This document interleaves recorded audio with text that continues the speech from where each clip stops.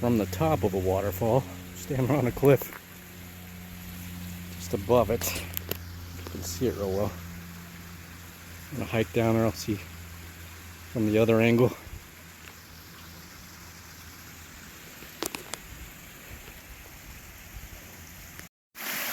Alright, I hiked down the hard way. I'm not doing that again. No more shortcuts. Anyway, I'm down to the smaller waterfall here. There's a larger one I was up above earlier today. And checking the trail cam, and I think I've got a Bobcat on it, or it's a mountain lion, one or the other.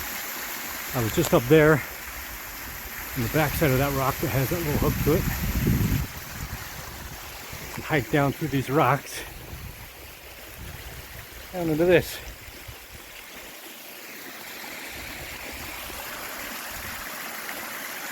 Gorgeous little waterfall.